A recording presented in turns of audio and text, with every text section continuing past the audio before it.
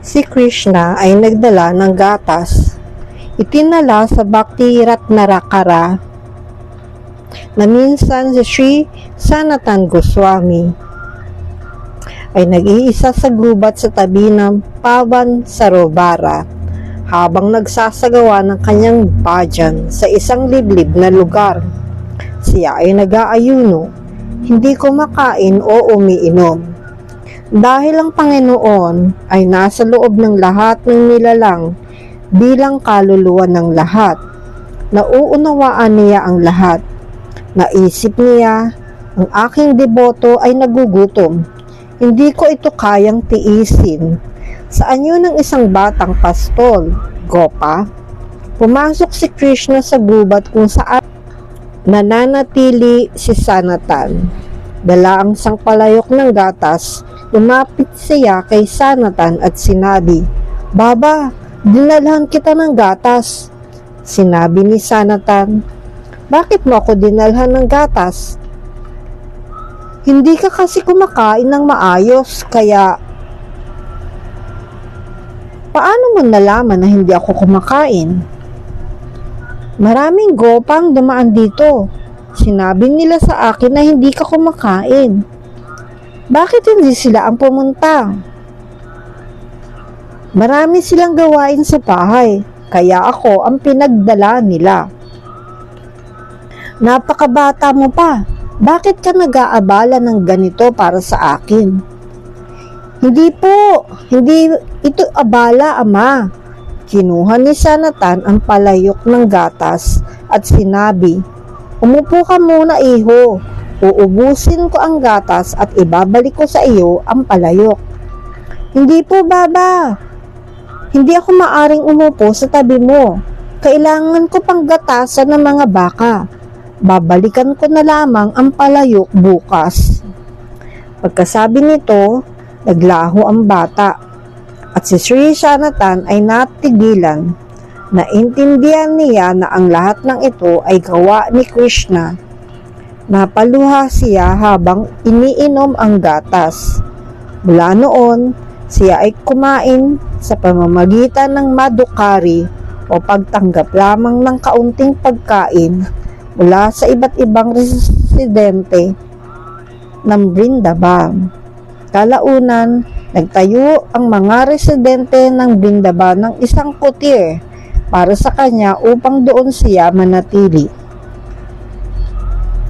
Pagtanggap ng paglilingkod mula kay Sri Radha. Isang araw, nais ni Sri Rupa Goswami na maghanda ng matamis na kanin para kay Sanatan Goswami. Ngunit wala siyang kinakailangang sangkap upang gawin ito sa kanyang kutir.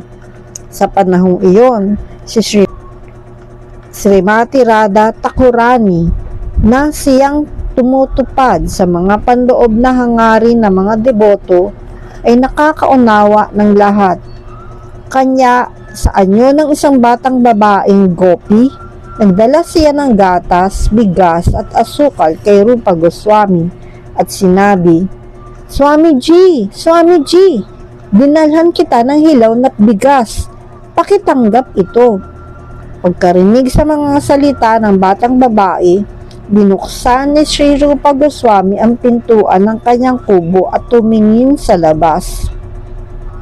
Doon ay nakita niya ang isang magandang batang gopi na may dalang mga handog na pagkain. Sinabi ni Rupa Goswami, "Munting bata, bakit ka naparito?" "Swamiji, nagdala lamang ako ng kaunting simpleng hilaw na pagkain para sa iyo." "Bakit ka nag-abala ng ganito para sa akin?" "Baba, anong abala?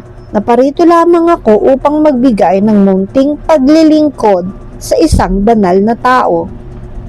Nang hapong iyon, si Sri Sanatan ay pumunta sa Radhakunda upang maligo. Matapos mag-alay ng iba't ibang panalangin ng paggalang sa Radhakunda, siya ay naligo roon.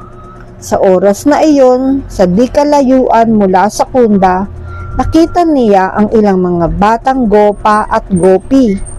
na naglalaro sa paanan ng mga puno. Habang sumusulyap siya sa kanilang direksyon, napansin niya na sa likod ng ulo ng isang batang babae ay may tila isang mahaba, maitim at makalaylay na tirintas. Ngunit sa paningin ni Sanatan Goswami, ito ay mas mukhang isang nakamamatay na ahas na umuugoy-ugoy na parang handang umatake.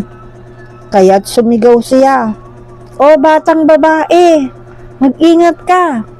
May ahas na gumagapang sa iyong likod." Ngunit ang batang babae, na abala sa kasiyahan ng kanyang paglalaro, ay hindi ito pinansin. Tila hindi niya narinig si Sanatan. Dahil dito, tumakbo siya palapit sa bata at nakita niyang ang batang iyon ay walang iba, kundi si Sri Radha Thakurani. Nang makita siya ng mga gopa at gopi, sila ay nagtawanan. Tumawa sila ng tumawa ng ilang sandali nang walang tigil. Si Sri Sanatan Goswami ay natigilan at nawalan ng masabi. Pagkatapos nito, naunawaan niya ang mga kahulugang ng talinghaga ni Sri Rupa Goswami. Haribol.